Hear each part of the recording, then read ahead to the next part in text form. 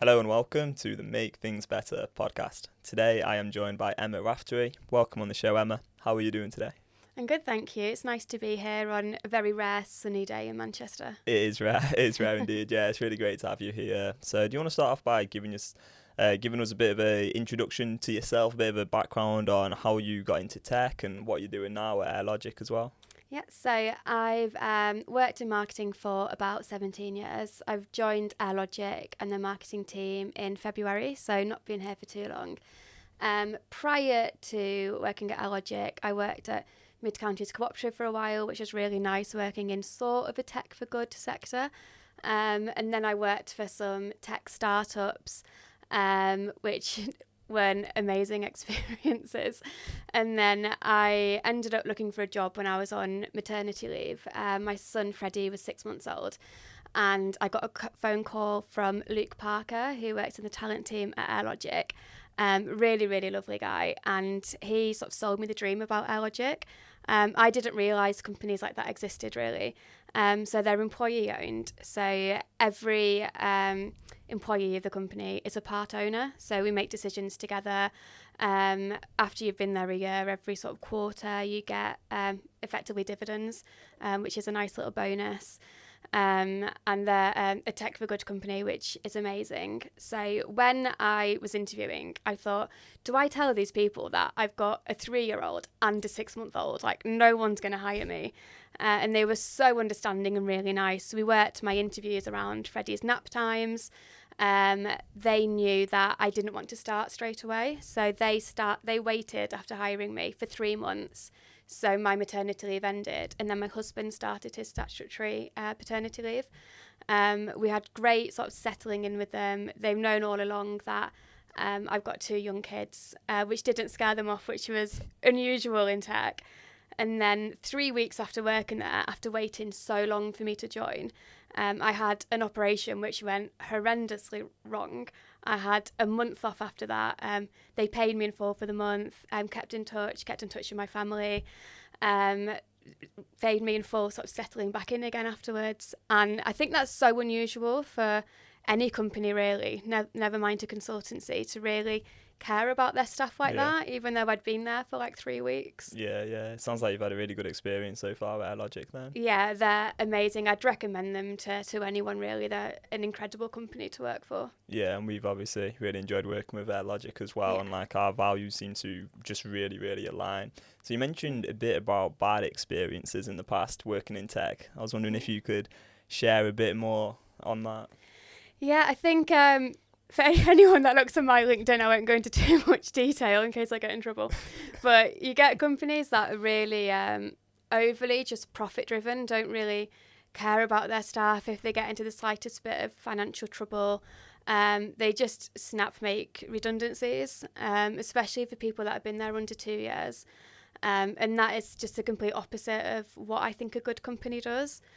When people talk about company culture, I think company culture is the way that your employees talk about the company and talk to each other within the company, and sort of the harmony within the company. And at a lot of tech companies, the culture you get is competitive within each other. It doesn't foster great working environments.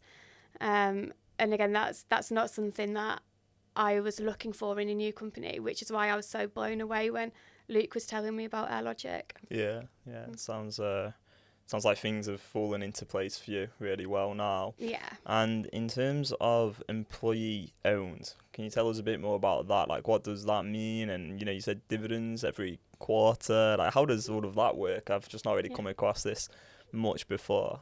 So Joe Waller and Mike Gollinsmith are 2 amazing guys. They founded Aire Logic in 2007. And they've always been very, very pro tech for good, social responsibility, making the world better. And they'd be able to tell the story much better than I could. But they just thought, how do we really,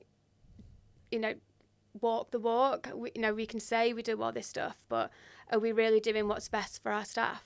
So they became employee owned. So basically they reduced their shares in the company. They'll effectively have 1 share each now. Every employee has 1 share of the company. So when we have things like, say, an excess of money left over after spend, people vote on what we do with it. Do we put it into pensions? Do we increase charitable donations? Do we increase spend somewhere else in the company? So we're also very low hierarchy. So it isn't a case of like one person is the director and they said you've absolutely got to do this and you don't want to. Everyone makes decisions together. So there are sort of pros and cons with that. Sometimes it can take a while to make decisions. We've got lots of guilds and committees and groups, which is great because everyone's really involved and everyone really cares about the success of the company. And we also, we have 3 values that we live by throughout the company. Is it tech for good? Is it good for our the company? And is it good for our staff? So if we get a project on that fits all those 3 things, amazing, great. If there's something that doesn't fit all of those 3 values, then we're not going to do it. Yeah, that makes sense. So does that provide some clarity around like the overall company sort of goals and objectives and make it easier for people to sort of know what's right and what isn't for you? Yeah, I think if you were to join Aire Logic, you'd have to be really interested in the tech for good space anyway. The consultancy world is so competitive that, you know, people throw anything at developers and architects and people to work for them. But at Aire Logic, we're really open and transparent with the work that we do. So we have quarterly all hands. We have monthly, weekly calls. We're transparent with everything across all of our intranet and our socials. We use Slack, so we've got channels on Slack where we keep everyone up to date. So there's no one in the company that would go, oh, I didn't know we did that, or I didn't know that's what our value was, because it's so ingrained in all of us. Yeah. And how have you personally found it, like, so far working for Aire Logic and having this different structure where it sounds like it is a lot more flat than the sort of hierarchical structure that's quite common elsewhere? At first, I found it a little bit strange because normally in like a senior marketing role, you'd make the decisions or you'd say, you know, this is what we're going to do, and then you give people the work to do it. Whereas here, it is a lot fairer. But at first I thought, I know this is my budget, but do I need to go for someone for sign off? Because in a past company, you get these teams where, you know, you are the marketer, but the CEO basically signs everything off. And then you put a campaign in place and then they go, oh, actually, no, I don't fancy doing that today. And then they kill it. So at first I thought, is there someone I need to be going to for all this sign off? But there wasn't really, which is nice. So just do whatever I want now. Sounds all right. Yeah. And in terms of pay, so statutory pay, because obviously you've had a couple of children over the last 4 years, and I know you're very passionate about maternity and paternity pay, statutory maternity pay and statutory paternity pay. I've said statutory pay a lot of times now, haven't I? So I'll jump to the point. So yeah, do you want to just share like kind of your views and perspectives on it? Is it too much? Is it too little? Like, you know, how do you feel about it? I think if you're a company who is trying to improve your equality and diversification, if you want to hire women, if you want to hire any young people, and you're only offering statutory maternity pay and statutory maternity leave, you need to get a grip. Like, you're penalising your staff who want to have families, and you're not going to be able to grow and scale as a company because no one of childbearing age is going to want to work for you. Like, if I had 2 job offers and one of them was like, oh, we're an amazing company, you get free fruit on a Friday, we've got a ping pong table, we only do the minimum auto enrolment for your pension, we only do the like statutory maternity pay. And then I got another one that says, you know, you get 3 to 6 months paid maternity leave. You know, you can increase the amount of time you have off. We offer everything enhanced. We offer a higher pension. They're the ones I'm going to choose. Yeah. I think it's really sad that there's a lot of women that don't get to have a year off with their child, who then have to pay a fortune to put effectively a young child into childcare. Because you get something like, I think I got every 4 weeks about £670 statutory, and then you get about £100, maybe a little bit more now, of child benefit. I don't know anyone who can afford to live off that. Single parents especially, or, you know, lower income families, where do they find the money from? And if you're a company that, you know, you're bragging online and promoting about how much money you make and what your profits are, yet you're not reinvesting it back into your staff, you're never going to grow. It's really unfair. And I think the time has come for people that are really starting to say no to these companies. Even things like pensions, if you only offer the minimum amount, you're forcing people, like, in the cost of living crisis, to say, do I pull money out of my take home now to invest in my pension so I can retire earlier, so I can have a comfortable retirement, or God forbid they need to pay for care homes out of their pensions? Or do they think, no, I can't afford that, I can barely feed the kids, I'm paying £1,000 a month for childcare, like, where is this money supposed to come from? Yeah. So I think for companies that aren't investing, and it is a big part of things like social responsibility as well, if they're not willing to invest in their staff, I just think personally they're a joke and they're not going to grow. Yeah, it really does make it very, very inaccessible for a lot of people. Yeah, because, I mean, I actually only looked into it yesterday before this podcast, but when I saw the amount of money that you get per week when you're on statutory pay, I was just like blown away. I was like, that is so low. Like, that is too low given the cost of living crisis. Absolutely. So I was absolutely amazed by it. What do you think the best sort of alternative is? Like, what would you offer if you like owned a company and were to set the statutory pay? I think really a lot of tech companies now offer a year, because there's always a fight for talent, which really heightened during COVID, and people are looking at other ways that they can entice people to work for them outside of just a base salary. I think if you're just offering statutory, get over yourself, look after your staff, think about hiring people. A year, I think, would be the most fair. And I know smaller businesses won't be able to afford that. But, I've worked for companies before that are £1 billion companies. They only offer statutory. Yeah, their shareholders are getting thousands and thousands a year in dividends. And it's not just the offering the money while they're off. It's how they welcome people back into work as well. A lot of people don't think about the re-onboarding process after someone's had maternity or paternity leave. They don't think, oh, she's had a year off, like, great, get her back on, she's got 50,000 emails in her inbox, like, jump back into all these meetings again. You don't think this might be the first time they've left their child for a long period of time. They've got someone, that they've carried in their stomach for 9 months to grow them. They've spent a year, like, every second of every day for a year with this child. And then suddenly they've got to trust a childminder or a nursery for them. Like, it's really mentally draining and really upsetting. So to have settling, do a few hours a day at first, and condense your hours to 4-day weeks if you can. A lot of people can't afford to drop a day, but condensing hours can really work. I found that's worked really well for me. Like, when I was at the Mid-Counties Cooperative, I had an amazing boss called Jackie Marcus. Her daughter, funnily enough, had her first child at the same time I was pregnant with Margot. And before I went back, I didn't know that I had the option to condense my hours. I just thought, I'm going to have to go back to work now. I'm going to have to go to the office full time, and then just leave my daughter in a nursery or with a childminder from like 7:30 in the morning to 6:30 at night, because that's, how long it take me to drop her off, get to the office, get home again. And then she said, why don't you do condensed hours? And I didn't know that was an option at all. She really helped guide me through the returning to work. I had another boss called Wally at the time, and they were both incredible and really helpful and so supportive. Yeah, I've got friends that have gone back to work. They've not been able to do hybrid or remote work. And they've gone back. They've spent more than their mortgage in childcare.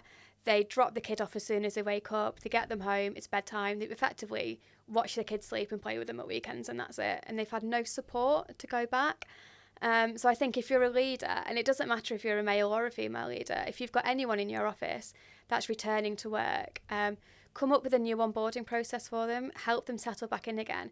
And, don't have after work drinks every week that everyone's sort of encouraged to go to.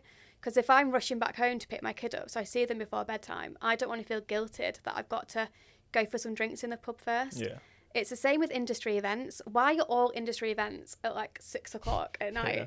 Like, I don't want to drop my kid off at, just after breakfast and then have a full day of work and then go to an event, get home at 9:00 and then just see them the next day. Yeah. They need to be more accessible, like do lunchtime events, do daytime events. I was on a breakfast panel for a guy called Stephen White, organised last week.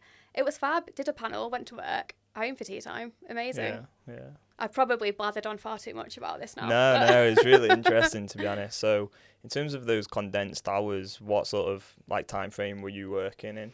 So I do 36 hours a week, but split over 4 days. At Mid-Counties, I did 40 hours a week split over 4 days. So I do then I did 10 hours a day. I don't do that much now. Yeah. But I'd start a bit earlier, do a bit more work when the kids are in bed. But I'm often out and about at events all the time as well.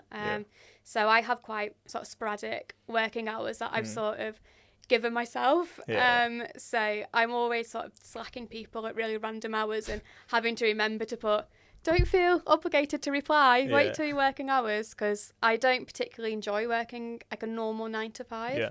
I like being a bit more flexible, and that's something that sort of Aire Logic has allowed me to do. I don't know if they know that I do it. But, no, it's working well. I'm very similar, to be honest with you, and I like that flexibility. It just makes sense as well in terms of productivity, because if you're just working a 9 to 5 every day and you're like locked into those hours entirely, I mean, there's going to be some days where you're just really needing to wake up at, you know, a little bit later that day and then start and finish a bit later.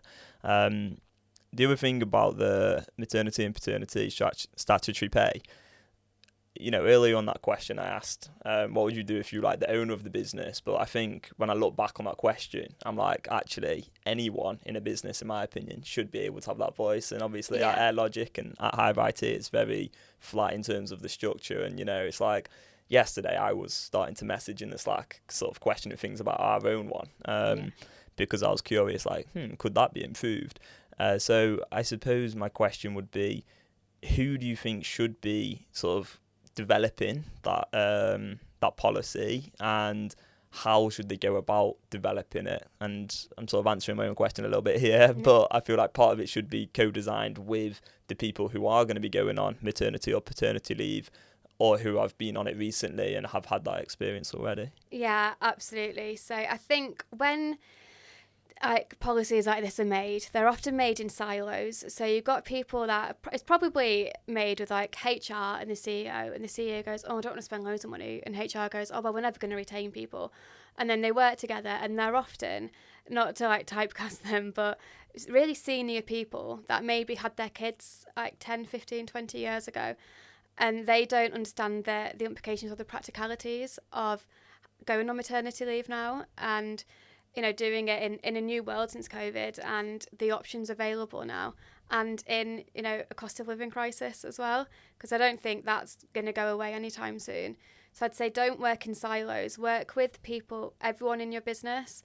It could be people that aren't even thinking about having children yet, but what would they want? What would make them want to stay? What would help them? People that have recently had children, what did they hate about coming back to work? What really helped them? What would have made it easier for them?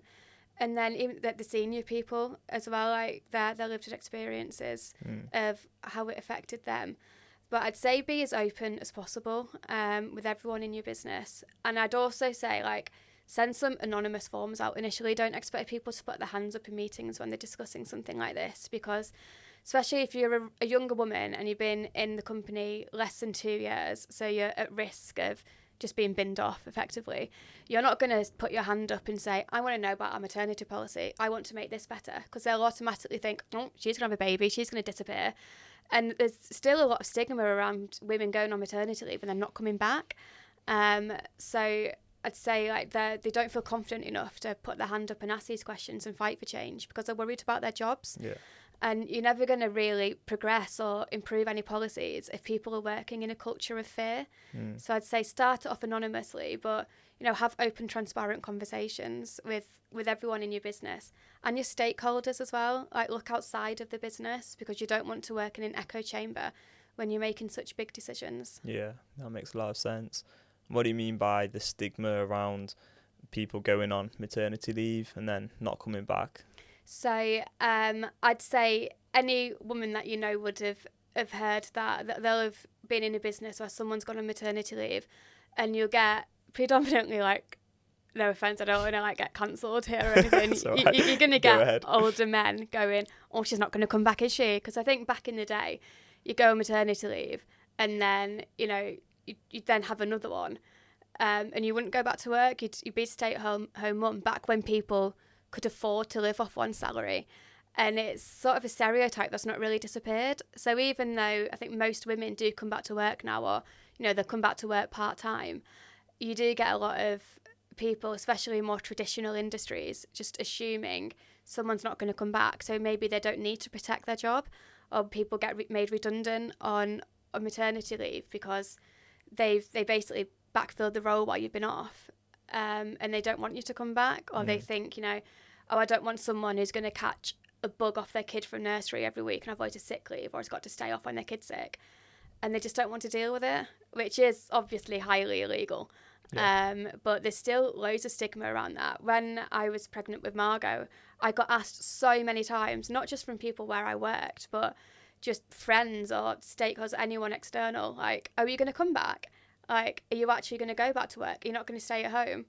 Like, sorry, I've got a fortune that costs about £50 million a year, like a mortgage, so I'm obviously not going to just stay at home, but there's still so much stigma around that. Yeah. How did it make you feel when people were asking those questions? To be honest, it really, really angered me. It's a really personal decision whether to go back to work or not when you have a child, and it's impacted by loads of things. Do you enjoy your job? Is it something, a career you've worked towards like your entire life, that people think you're just going to give up because you've had a child? Can you afford to go back to work? There's lots of women that would want to be stay-at-home mums but can't afford to. Or there's women that, you know, like, for example, my degree that I graduated in 2010 is in marketing and PR. It's taken me 16 years to get like to marketing director level. And if someone just said, you know, oh, are you really going back? Do you not want to just stay at home? Like, I spent 16 years working to get to the point where I am now. Like, do you think it's an easy decision to give it up? I think a lot of people are really condescending when they ask that question as well. Or they think, oh, you know, my wife stayed at home, my mum stayed at home, and they make you think like you don't care about your children enough to stay at home with them. Plus, a lot of the time, if you're staying at home with 2 kids day in, day out, every single day, it gets really boring. You don't get a lot of like stimulation yourself. It's like, okay, we'll put little baby bum or cocoa melon on, we'll go to the park, I like hand feed you your food. Who am I supposed to talk to? Yeah. So while it's amazing and lovely and great spending time with your kids, like, I don't want to do it all the time. Yeah. Do you feel like there's a lot of like misconceptions and judgments by people who just haven't really had these kind of conversations with people? Absolutely. Yeah. And then it can be quite damaging as well for women that want children but can't have them as well. Who look at other areas of their life, because they get asked a lot as well. Are you going to have children? Like, stop asking people. It's not relevant to the workplace. Yeah, definitely. Yeah, because I think the world's just changing so much now, but there's still just some things that are just kind of lost in the past. Yeah. That have just been passed down for years, and it's just like, geez, just we kind of need to change our attitudes towards certain things. Yeah, definitely. Another thing that's changing a lot is tech for good, and this is becoming more and more popular in this industry. You know, a lot of tech companies are trying to look like they're doing a lot of tech for good. I guess I wanted to ask you, what do you think about the sort of tech industry as a whole and this kind of movement towards tech for good? Do you think companies are generally taking a good approach here, or are there some ways in which companies are also maybe like doing things like greenwashing and trying to pretend like they're doing really good, but actually they have some questionable ethics? Yeah, I think greenwashing is a massive problem in tech, because people can be really quick to jump on a trend and they say, oh, tech for good, we'll slap that on our website, we'll do a LinkedIn post about it, we'll go and do a quick litter pick and pretend we're tech for good. When they're not, you look at their board, there's no diversity there. They don't do anything for charity. The projects that they work towards aren't sort of working towards a better world. Like, you got Havas, who recently lost their B Corp status for working with Shell. And I think the amount of money and time and effort it goes into becoming a B Corp, you should really believe in it. And then to go and work with someone like Shell, I think if your client is suing Greenpeace, like, you know, you're not on the side of the good guys. Like, Greenpeace working tirelessly to, you know, create a better planet. And then you got Shell suing them. Like, what are you doing? Yeah, that's wild. Yeah, it's ridiculous, isn't it? Yeah. And then there's a big trend around purpose-driven and sustainable marketing at the moment that everyone tried to jump on board.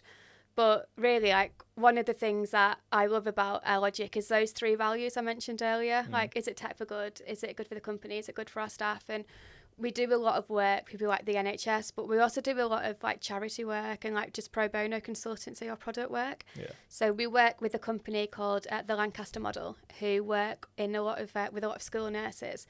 And effectively, these school nurses, before they started working with Aire Logic and Aire Innovate, would create these huge documents, just like pages and pages of paper of like these questionnaires, where they'd send to the parents of children at school to try and assess if these children needed help. Obviously, the parents might fill it out, they might not, but you wouldn't get the voice of the child. So when the Lancaster Model started working with Aire Innovate, they started using one of our products, Forms for Health, where now the actual children themselves, like the teenagers, can fill the forms in themselves. Or, you know, the parents will do it themselves, like the 6-year-olds, for example, who wouldn't be able to do it. And that's completely changed, like, people's lives, really, who are the end users. People, like, in Derby and Kent, for example, who use it, they've reported that they're finding people early before they really have a problem. Yeah. Like, there's a lady called Kath Lancaster who sort of invented the Lancaster Model, and she says it's like a conveyor belt, and at the end of the conveyor belt is a fire. And in the past, they'd find the child while they're in the fire and it's gone too far and they can't be helped. But now they found them at the start of the conveyor belt. Yeah. So how it works is they fill it out and it'd be questions like, you know, how's your home life? Is there anything you're worried about? Are you being bullied in school, for example, things like that.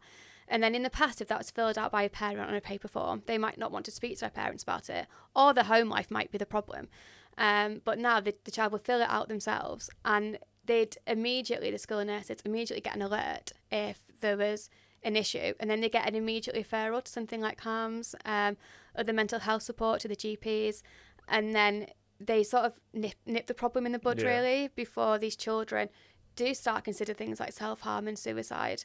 And it really, the work they're doing is completely changing lives, and they then send the data anonymised to other schools and the councils, where they can look at it and say, these are trending issues in all of these schools, what are we going to do about it? And then they shape national policy. Wow. And there's other work, like we worked on the COVID bookings, like lateral flow tests and things like that. That was like a really quick turnaround, but everything we do, it's got the end goal that it's got to make the world better. And we're not just going, okay, we're going to go and litter pick or spend a day in a charity shop, which is what some other companies do. We're actually living and breathing it, which is really thanks to Joe and Mike, the founders, because they created Aire Logic and they've shaped it into something so amazing and so positive that other people who are interested, like, really want to work with us because they want to make the world a better place as well. Yeah, absolutely. Yeah, that project sounds amazing. I'd not heard about that before. And I think that's the thing with Tech for Good, is you kind of want everything you do to be in alignment, in my opinion. I think if you just kind of saying like, oh yeah, we're going to go do this litter pick or whatever it is, like once every few weeks, or you're kind of doing some other sort of Tech for Good project on the side, but then there's this massive contradiction because actually your projects themselves, which you're spending most of your time and money on, aren't very ethical, or we're just working with some big company to try and make money. It's like, well, is that really Tech for Good? It's like, what's the net impact? You know, if you take everything into account, are you actually having a positive or negative impact on the world?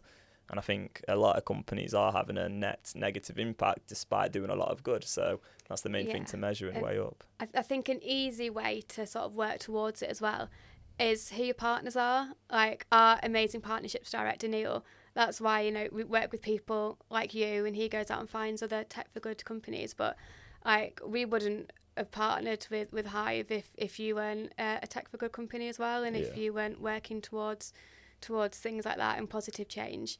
So I'd say if you're a company who wants to start in the Tech for Good space but doesn't know where, look at your suppliers, look at people who, like, you know, you're getting your merch from, look at your recruitment companies, for example. There's always people out there who work in that space who can help you. Yeah, definitely. And I think you're right that it has so much benefit both on like the world as a whole, but also like the staff in terms of feeling good about like what you're doing and your impact you're having on the world, and then that can impact retention, and then also the way in which, you are going to attract other sort of companies like Aire Logic for us who are doing really good in the world, and then you partner together and then you can have a bigger impact together, and it all just kind of works out quite well. I remember like once I'd seen a company, I think they got in touch with us and wanted to like partner, but then it's like you look at, like for me, the first thing I'll always look at for any company is going to be the case studies. So see what case studies they've done. And then it's like, if that isn't actually that good, I'm just like, if they're working with some companies and I'm like, I don't know about that. It's like, I'm not really going to be too excited to, or want to like partner with them, basically. I think that's the main place to go for me. It's like, always just look at what work they've done in the past. Okay, so what have we covered so far? We've covered maternity and paternity leave. Covered the tech for good, and we covered a little bit about being employee owned at Aire Logic. Was there anything else that you wanted to talk about today? I guess my like resounding takeaway I'd want people to have from this is like pay people more, look after your staff more, like have policies in place where they feel able and comfortable to work for companies that do want to do tech for good, but also aren't scared to have children because they think they're going to be thrown into poverty. So for any company out there are ways that you can do better. So just start doing it. Basically. I love that. And I feel like the answer might be quite similar to what you just said. But the question we ask every single guest is, what can people do to make things better? And you can interpret this however you like. I'd say,